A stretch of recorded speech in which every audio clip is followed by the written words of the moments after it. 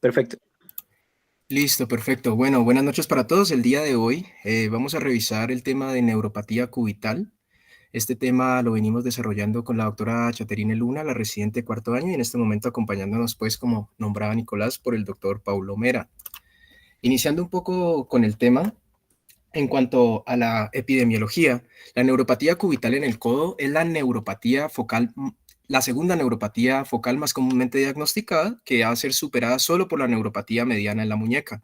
Esta tiene una incidencia, hay diferentes estudios, en algunos en los que encontré hablaba con una incidencia de neuropatía en el codo de 24,7 casos por cada 100.000 personas al año y una incidencia en hombres de casi el doble que en las mujeres, un 32,7 a un 12,7 por cada 100.000 personas. En otro estudio, una gran base de datos, y se encontró que la neuropatía cubital, incluidas todas las localizaciones anatómicas, tanto hombres como mujeres, fue de 25,2 y de 18,9 respectivamente por cada 100.000 habitantes. Hay un predominio entonces del lado izquierdo de la neuropatía cubital en el codo y entre el 61 y el 70% de los casos se van a presentar en el lado izquierdo independientemente pues de la lateralidad del paciente.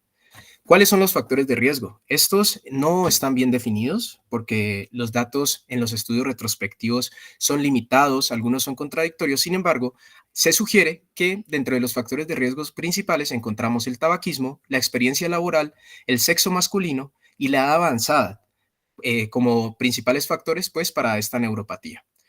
Vamos a desconocer, es muy difícil encontrar como tal la incidencia y prevalencia de la neuropatía cubital en la muñeca, pero sí se sabe que esa incidencia es mucho menor que la que se presenta en el codo. En cuanto a la anatomía, el nervio cubital se deriva de las ramas anteriores de los nervios espinales C8 y T1 con una contribución que es variable de C7. Como podemos ver en la figura, pues estas fibras contribuyentes se transportan inicialmente en lo que es el tronco inferior y el cordón medial del plexo braquial y el nervio cubital va a surgir en la axila proximal. En la parte superior del brazo, el nervio se encuentra muy cerca de la arteria braquial y del nervio mediano, no tiene ramas motoras ni sensitivas por encima del codo, dato que es muy importante dentro de las manifestaciones clínicas que abordaremos después. Esta característica puede generar dificultades para hacer el diagnóstico de los pacientes que sufren de esta patología.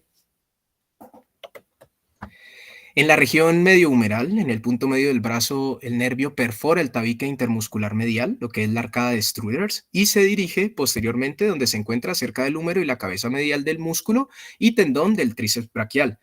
Distal a este segmento, el nervio baja y viaja a través del surco retrocondilio del codo, posteromedial al epicóndilo medial. Es un área muy importante.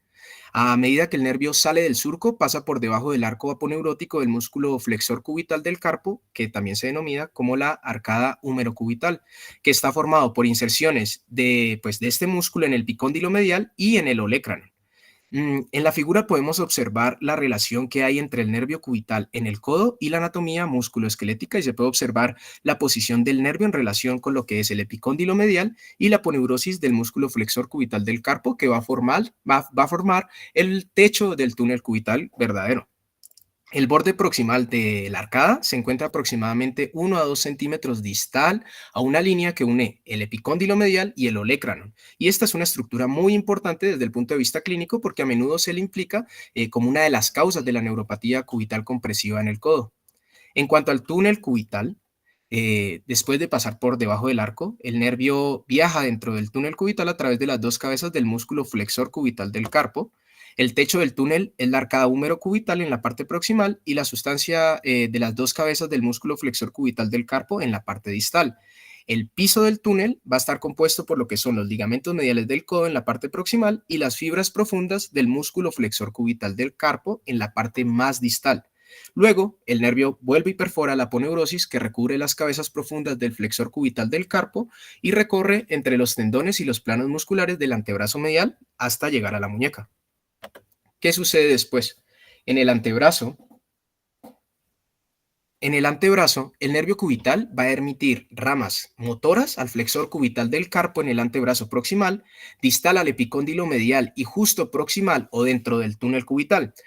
La rama a la porción inervada por el cubital del flexor profundo de los dedos, que es lo que irriga los dedos cuarto y quinto, se emite más distalmente dentro del canal, dentro del túnel.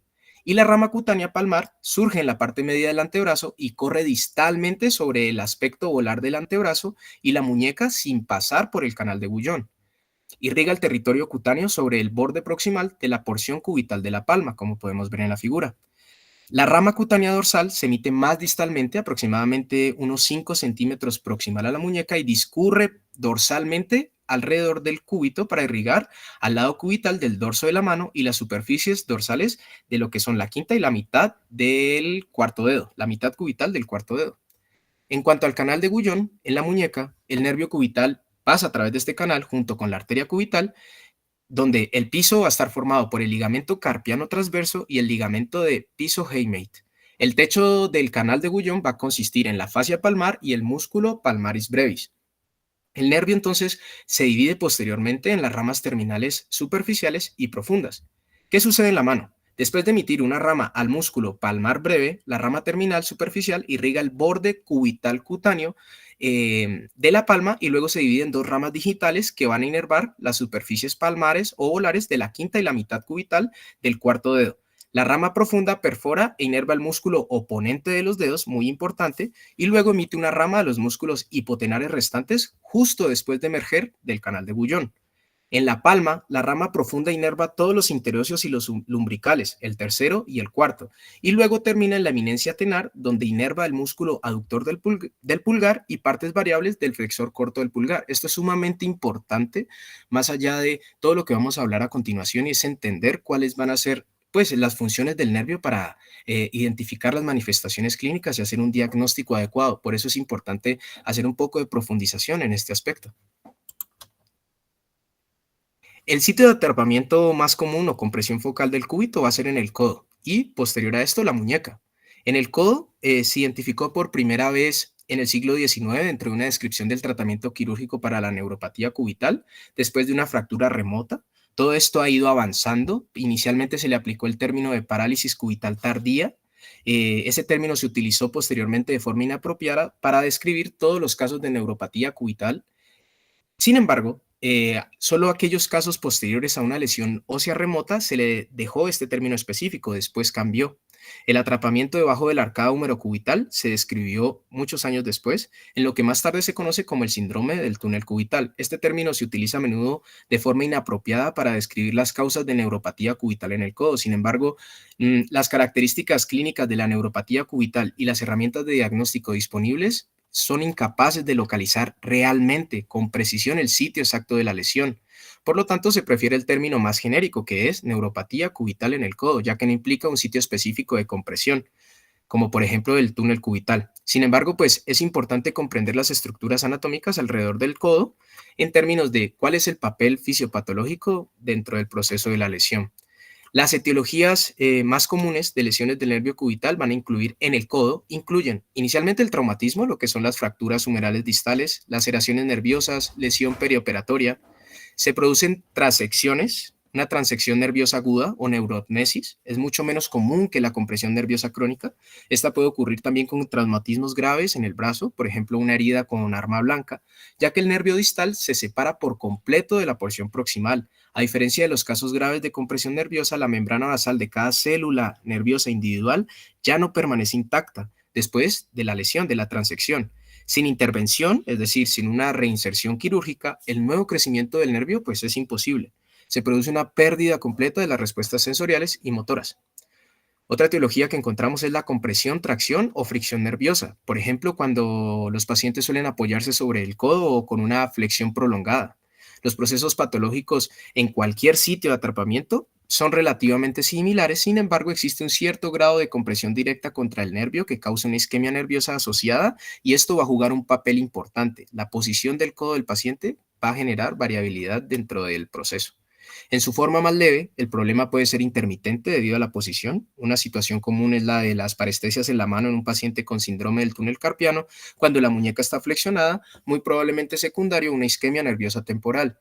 En segundo lugar, la desmielinización, que se produce a medida que la compresión se vuelve más constante y crónica. Los síntomas suelen ser persistentes, aunque a menudo empeoran con ciertos movimientos o posiciones. El dolor y la debilidad generalmente son mínimamente perceptibles al principio, pero pueden volverse prominentes, aumentan. Y finalmente, los segmentos distales del nervio dejan de funcionar a medida que la compresión progresa y se produce degeneración waleriana.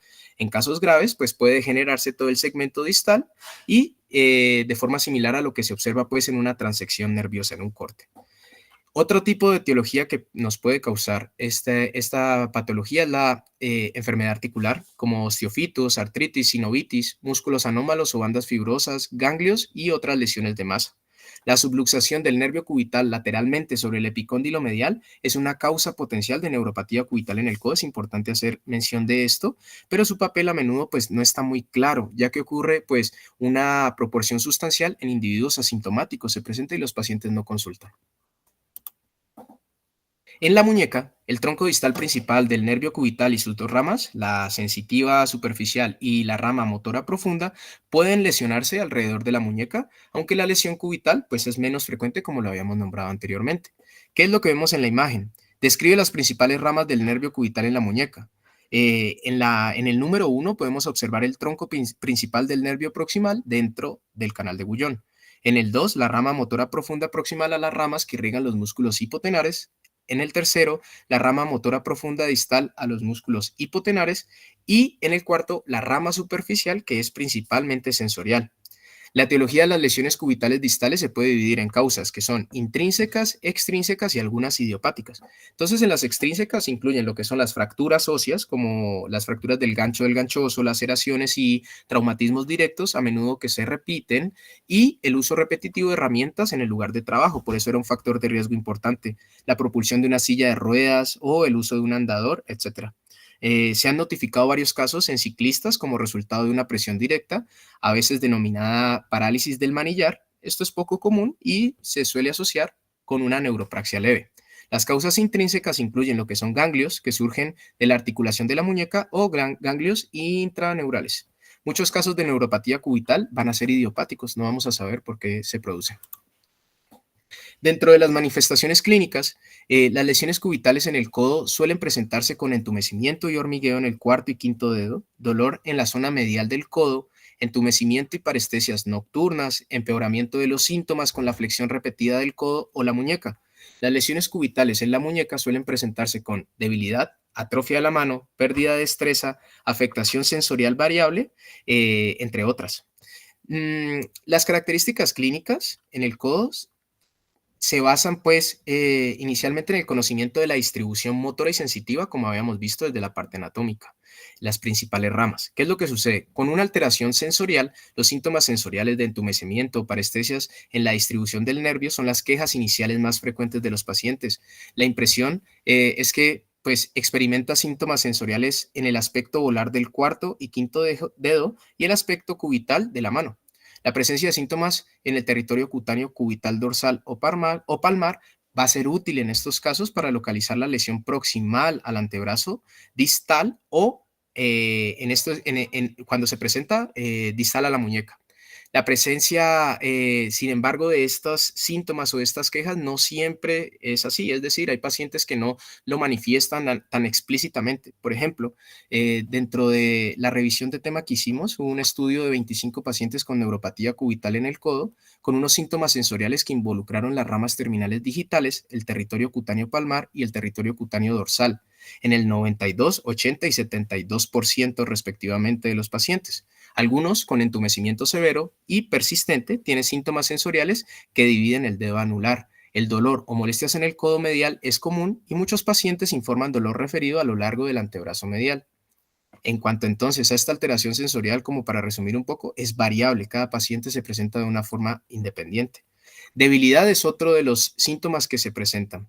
Los síntomas motores de la neuropatía son menos comunes, estos motores son menos comunes que los sensoriales, pero varían desde una debilidad leve de los músculos intrínsecos de la mano hasta un desgaste grave y una deformidad en garra, como lo vamos a ver a continuación. Como podemos ver en la imagen, entonces encontramos un paciente con una parálisis parcial del nervio cubital al que se le pide que extienda los dedos. Esta hiperextensión de las articulaciones metacarpofalángicas de los dedos anular y meñique se produce con la pérdida de los flexores metacarpofalángicos intrínsecos inervados por el nervio cubital.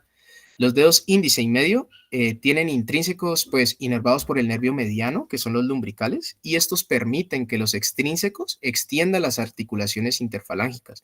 Algunos pacientes solo informan pues una debilidad leve y torpeza, como lo habíamos nombrado durante las actividades que requieren destreza y control fino, como por ejemplo abotonarse la camiseta o escribir en una máquina, y esta pérdida de la destreza de sus habilidades suele indicar uno, la debilidad de los músculos intrínsecos de la mano, los lumbricales y los interocios, en contraste con la lesión leve del nervio mediano, que fue lo que vimos hace 8 días, donde la pérdida de destreza se relaciona con mayor frecuencia con pérdida sensorial.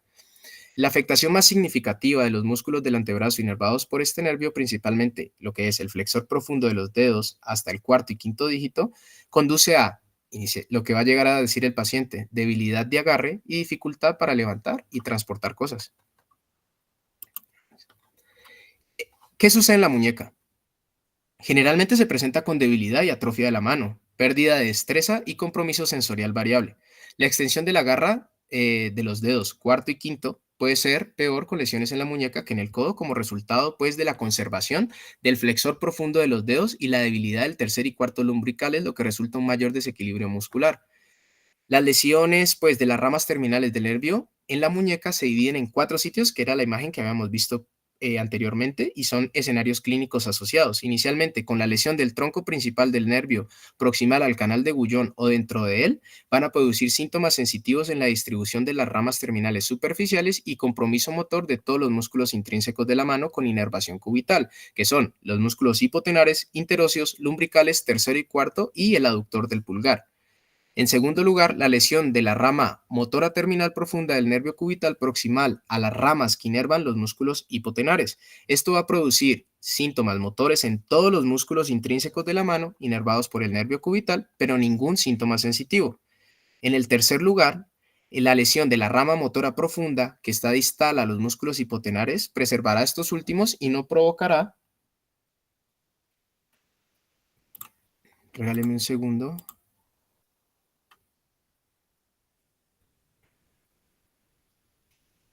Ujú. Listo. Y no provocará síntomas sensitivos, pero el resto de los músculos,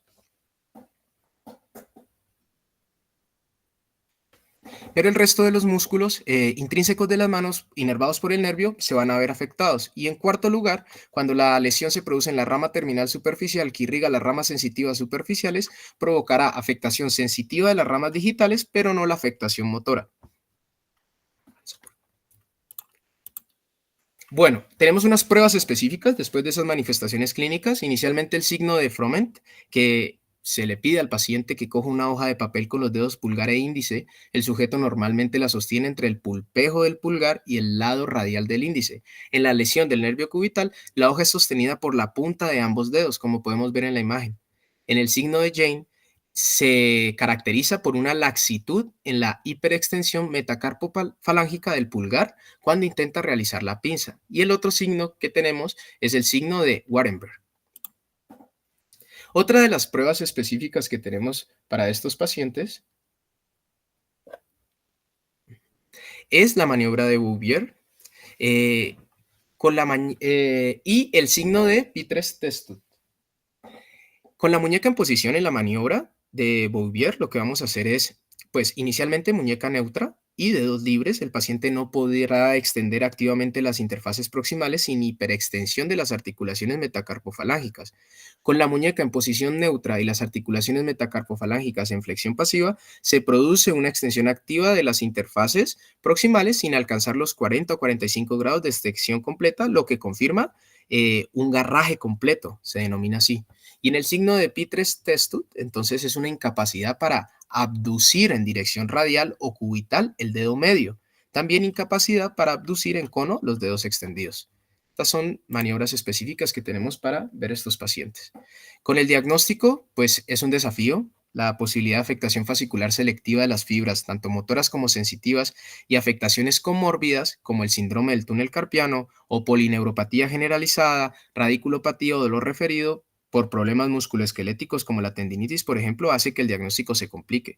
Sin embargo, ¿qué tenemos inicialmente? La exploración. La exploración física debe incluir una inspección cuidadosa, como ya lo sabemos, de la extremidad, detectar cualquier evidencia de atrofia, en particular de los interóseos y la eminencia hipotenar, palpar el nervio cubital a lo largo de su recorrido en el surco retrocondilio y por encima del codo para detectar cualquier evidencia de masas o hinchazón.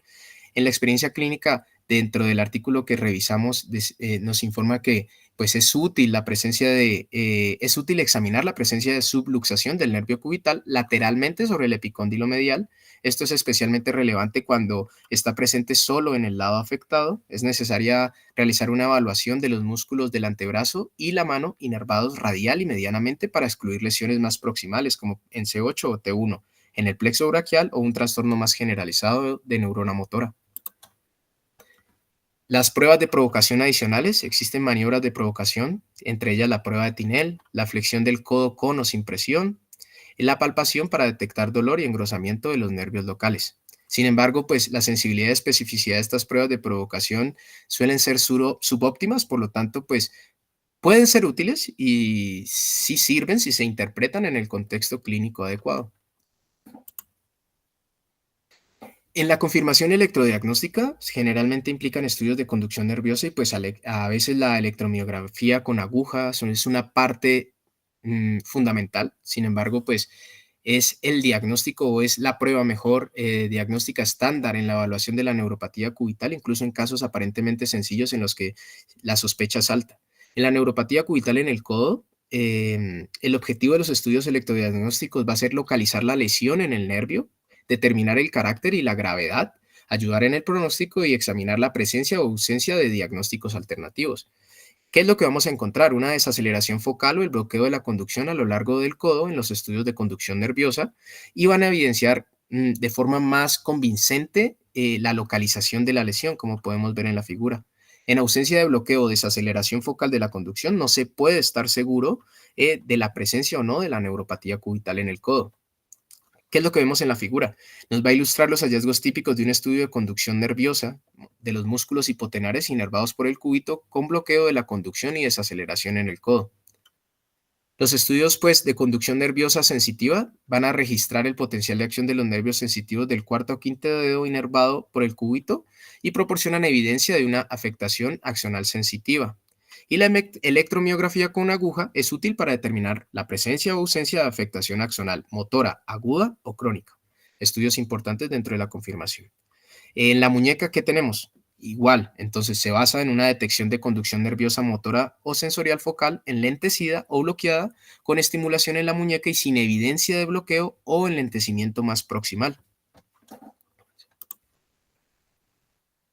Estudios de diagnóstico por imágenes en los pacientes con características atípicas. Un valor diagnóstico de la ecografía en este estudio, pues, ¿qué es lo que nos dicen? Las imágenes están justificadas cuando los estudios electrodiagnósticos no son de localización o cuando los síntomas sugieren una masa o una lesión compresiva, como en el caso de la presencia de hinchazón o dolor intenso, o cuando los síntomas se presentan en el contexto de un traumatismo. Tanto la ecografía como la resonancia son pruebas diagnósticas útiles para la neuropatía cubital, tanto en el codo como en la muñeca. Inicialmente, la ecografía, las características incluyen engrosamiento del nervio, ecogenicidad alterada, el diámetro normal del nervio cubital es de 9 a 10 milímetros, en el codo y en la muñeca el límite superior es sobre los 8 milímetros. La sensibilidad de esta prueba diagnóstica varía del 64 al 81%, mientras que la especificidad es del 60 al 91% para esta prueba inicial, que es la ecografía. ¿Qué tenemos en esta imagen? Imágenes axiales de ultrasonido del nervio cubital adyacente al epicóndilo medial. En la imagen A podemos observar pues, la ecografía de un paciente con síntomas de larga duración de neuropatía cubital después de una fractura de codo. La región de interés que podemos ver en la imagen utilizada inicialmente nos va a mostrar el área transversal del nervio cubital. Se indica con el círculo discontinuo, como podemos ver. El área transversal de este nervio es de 31 milímetros, 3 veces el tamaño normal del nervio, como se muestra en la imagen B. El diagnóstico se confirma entonces con estudios electrodiagnósticos que mostraron el bloqueo de la conducción motora cubital. En la resonancia magnética, las características de la afección incluyen agrandamiento del nervio y aumento de la intensidad de la señal en la secuencia de recuperación de inversión T2 o T1 corta. Entonces, ¿qué vemos en la imagen? Es una resonancia magnética de la muñeca izquierda que va a mostrar un quiste ganglionar y el nervio cubital. Entonces, en la imagen A el quiste, como lo podemos observar en la imagen B y C, que son las vistas coronales y axiales, de una resonancia magnética pues con contraste que muestra el quiste ganglionar que está marcado con la flecha, que comprime el nervio cubital realzado con la punta de la flecha. Y en la D, que es una resonancia magnética T1, con una vista axial, muestra el quiste en relación con las estructuras anatómicas. ¿Qué sucede con el tratamiento? Las opciones para la neuropatía cubital en el codo y en la muñeca incluyen intervención tanto conservadora como quirúrgica. Las recomendaciones se van a avanzar principalmente en la experiencia clínica, ya que existen pues datos limitados dentro de estudios que nos concluyan qué es lo que se debe hacer. Dentro del tratamiento conservador inicial, se sugiere, en lugar de la cirugía, para la mayoría de pacientes con neuropatía cubital leve, a excepción de algunos casos, como por ejemplo pacientes con una neuropatía moderada o grave debido a una causa estructural, en quienes el tratamiento conservador no ha funcionado, o aquellos que han tenido síntomas progresivos. No existen métodos bien definidos y basados en evidencia para determinar la gravedad de la neuropatía cubital y elegir el tratamiento conservador y quirúrgico. Entonces, dentro de las técnicas conductuales y mecánicas que tenemos, modificar la actividad cuando la causa presunta es una compresión repetitiva o un trauma, por ejemplo, los conductores. Para los pacientes con neuropatía en el codo, también se sugiere que cuando estén sentados o conduciendo, eviten la flexión prolongada. Se sugiere también evitar el uso del teléfono, hablar por teléfono y evitar sentarse con los brazos cruzados. Codera con espuma blanda para reducir la compresión inadvertida del nervio. Para evitar la flexión excesiva prolongada del codo se pueden utilizar férulas que limitan la flexión entre 45 y 90 grados. En el caso de la neuropatía cubital en la muñeca se pueden utilizar guantes acolchados para protegerse durante las actividades laborales o recreativas, como por ejemplo andar en bicicleta y hacer jardinería. Dentro de las terapias conservadoras, este estudio nos informa que no fueron beneficiosas para la neuropatía cubital en el codo. En el único ensayo aleatorizado relevante identificado por una revisión sistemática, se analizaron 70 pacientes con síntomas leves o moderados del síndrome del túnel cubital, que fueron asignados aleatoriamente a férulas nocturnas, a ejercicios de estiramiento o grupos de control. Y todos los pacientes recibieron información escrita sobre evitar movimientos y posiciones que provoquen síntomas de neuropatía cubital. A los 6 meses no hubo diferencias significativas entre los grupos en ninguna de las medidas de resultado. Si bien, pues, algunos estudios prospectivos han informado que varias medidas conservadoras se asociaron con un mejor resultado de la neuropatía, pues la solidez de estos informes está limitada por cuestiones metodológicas que incluyen un pequeño número de pacientes y la falta de un grupo de control. Entonces ahí es donde se evidencia pues como una discrepancia en cuanto a esas conclusiones. Dentro del tratamiento quirúrgico, cirugía para síntomas refractarios o graves. Los dos abordajes quirúrgicos comunes para pacientes con neuropatía cubital grave o progresiva en el codo son la descompresión y la transposición. ¿Cuáles son las indicaciones? Se sugiere en pacientes con neuropatía cubital moderada grave en el codo causada por traumatismo, anomalía estructural o compresión nerviosa, además de pacientes que en menos de 6 meses de duración relacionada con cualquier causa que presente signos y síntomas moderados o graves, continuos o progresivos a pesar de las medidas conservadoras. En tales casos, pues debe haber tanto evidencia clínica como electrofisiológica convincente. Vamos a ver. La descompresión cubital para la mayoría de los pacientes está sugerida inicialmente. Decimos que in situ, abierta, en lugar de la transposición para la mayoría de los pacientes que se someten a cirugía por neuropatía cubital grave o progresiva en el codo. La descompresión puede ser más eficaz y tener tasas de complicaciones más bajas que la transposición del nervio. Además, algunos estudios sugieren que existe una mayor tasa de complicaciones con la transposición, en parte pues porque la descompresión simple es un procedimiento más rápido y técnicamente es menos exigente. Existen diferentes técnicas para descomprimir el nervio cubital alrededor del codo, que incluyen tanto abordajes abiertos, mínimamente invasivos y endoscópicos. Y una vez descomprimido el nervio cubital, para reducir la tracción sobre él en la flexión del codo, se puede realizar la resección incluso del epicóndilo medial a través de una epicondilectomía con o sin transposición del nervio cubital a una posición subcutánea, subfacial o submuscular. Aquí podemos ver en esta imagen una liberación inicial, que inicialmente vemos que el ligamento de Osborn se ve engrosado, se protege con tijeras de la liberación inicial con bisturí hacia proximal para luego liberar con la tijera de disección hacia el mismo sentido. En este pues, aspecto se puede observar una liberación inicial proximal. Se diseca y se sigue el ligamento de Osborne engrosado. A distal, con las tijeras, se identifica el tendón del músculo flexor carpocubital y se libera con tijeras. Se inspecciona luego el nervio liberado, evitando su disección circunferencial, y hacia proximal se libera la fascia del tríceps medial y del septum intermuscular con disección roma con tijeras. Y hacia distal se certifica entonces que hay una liberación de la fascia del flexor del carpo cubital, y esta pues será la inspección del nervio liberado, así es como lo podemos observar.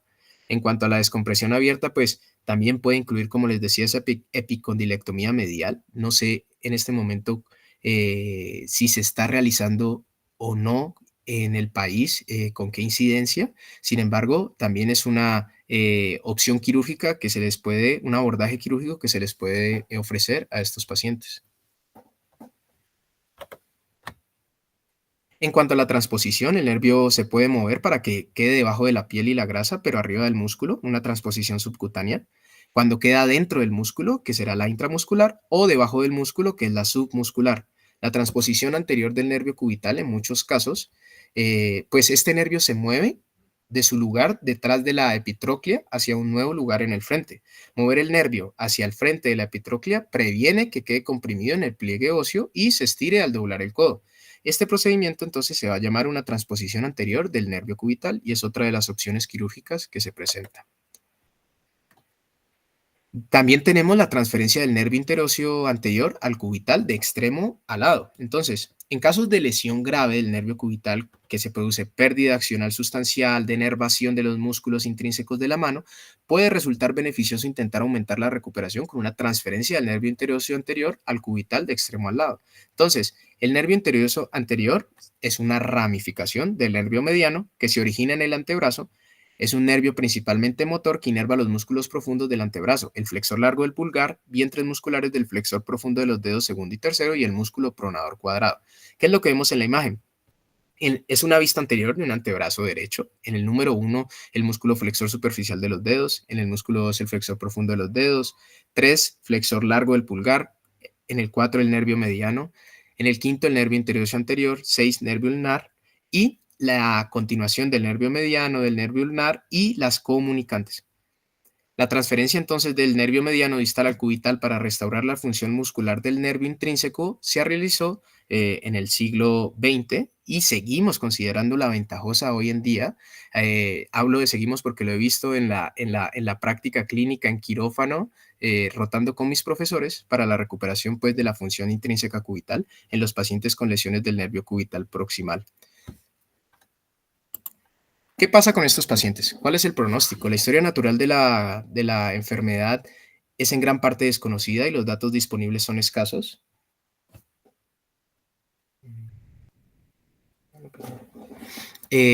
Son escasos y esto no es sorprendente dada la complejidad pues, de estos pacientes.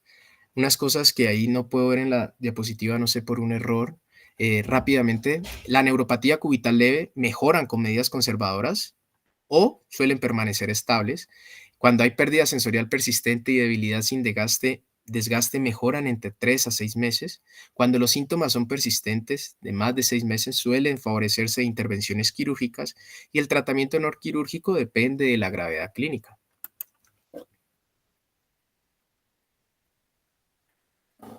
Y como conclusiones, finalmente, eh,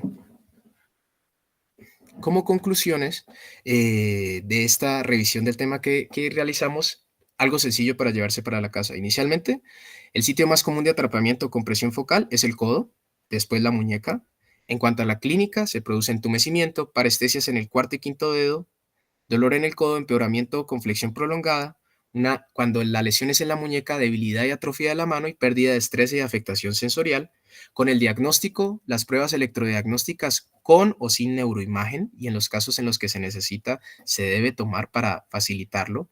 El tratamiento conservador inicial pues sugerido para neuropatía cubital leve o moderada, con pérdida sensorial intermitente o persistente y debilidad sin desgaste y cuando los síntomas son estables menos de 6 meses.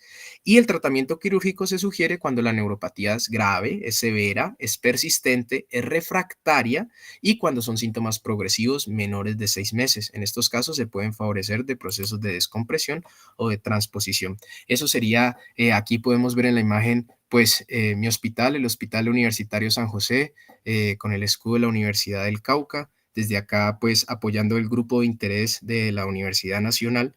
Y muchas gracias a todos, pues, por su atención.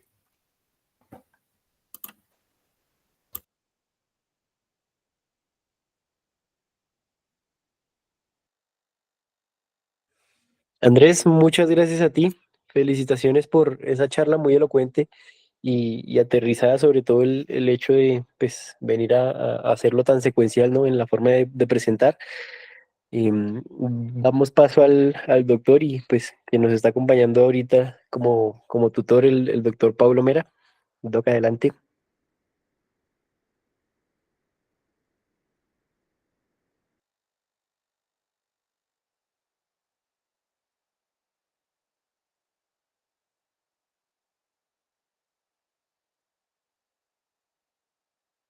También me parece muy bueno que se hayan unido de otras universidades como la Universidad del Cauca.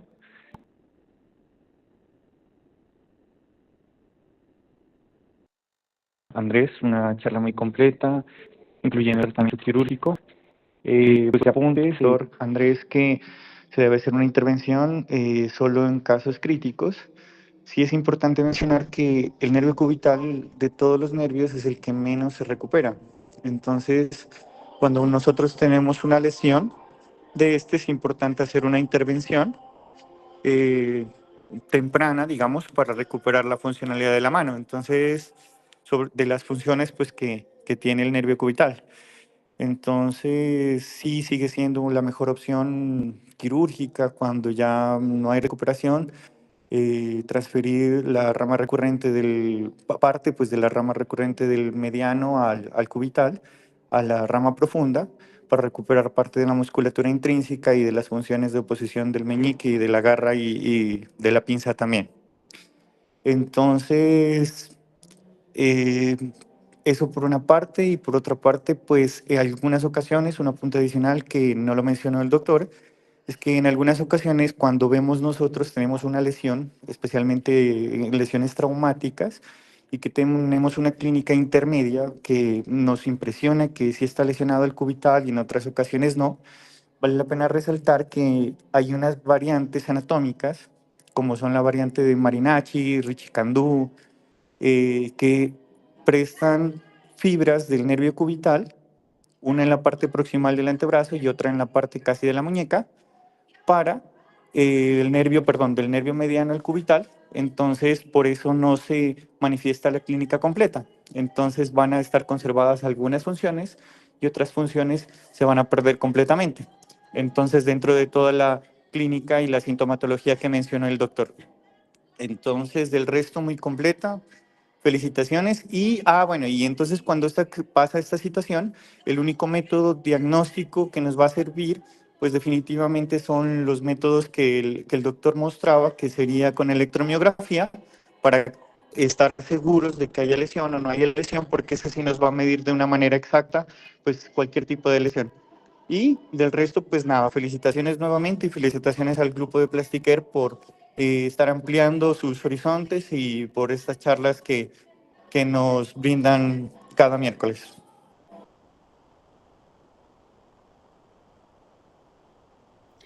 Don Pablo, muchísimas gracias por las apreciaciones, por los comentarios, por el complemento, por supuesto, que se le hace.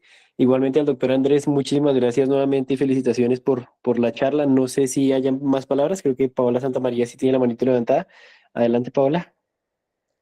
Buenas noches, muchas gracias por la charla. Yo tengo una duda respecto al momento que mencionaba de la neuropatía a nivel del canal de Gullón. El expositor mencionaba que había una clasificación entre intrínsecas y extrínsecas, siendo extrínsecas como las asociadas a lesiones óseas. No entendí bien si era como al gancho del ganchoso y las intrínsecas dijo algo de la muñeca, pero, o sea, no me quedó claro cuándo es intrínseco y cuándo es extrínseco.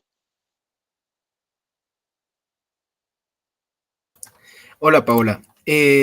Lo que comentábamos era que dentro de las causas extrínsecas se incluyen lo que son las fracturas óseas, las laceraciones y los traumatismos directos, por ejemplo, los que son repetitivos, los pacientes que utilizan estas herramientas de construcción, los que van en sillas de ruedas, andadores y el uso, por ejemplo, de la bicicleta.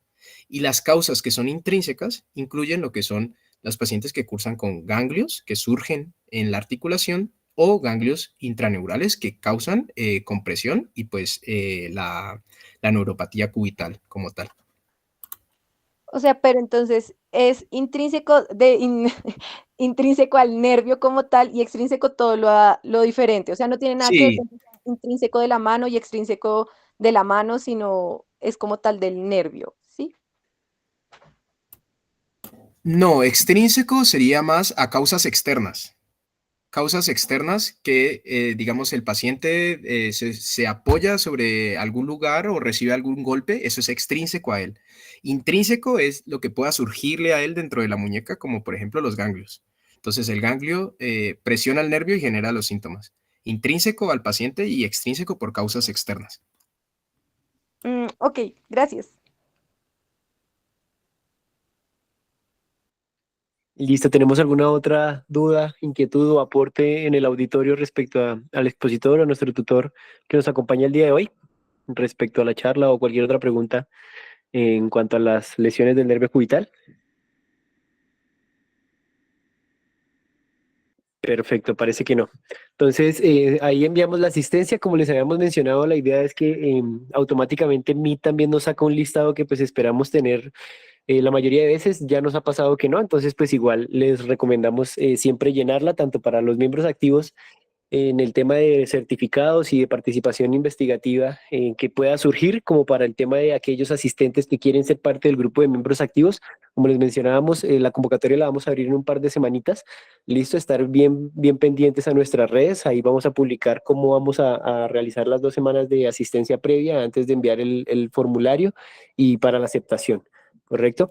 Lo otro que les queríamos comentar era el hecho de que pues en la siguiente charla vamos a cerrar el ciclo de mano con la doctora Diana Martínez, por lo que están cordialmente invitados absolutamente todos y todas que puedan pues hacer masiva la charla, sí, va a ser masiva la publicidad respecto a ella y pues que también aprovechen y desempolven algunos conocimientos en cuanto a las charlas que tenemos grabadas en el canal de YouTube, ¿vale? Ahí vamos a enviarles y compartirles el link de las mismas para que puedan echarle alguna que otra ojeadita a las charlas que hemos dado hasta el momento para que pues en esas charlas estemos lo más participativos posibles y que hagamos una gran charla dinámica y pues de paso agradecer también la participación de tutores que pues en este caso será cirujana de mano de nuestra pues, Universidad Nacional de Colombia y que pues para que participen todos los interesados. ¿Listo? No siendo más, les deseamos a todos una muy feliz noche. Muchísimas gracias a todos y todas por su asistencia, al doctor Andrés por la charla, al doctor Pablo por la tutoría y a los demás asistentes. Que tengan una muy feliz noche y hasta luego.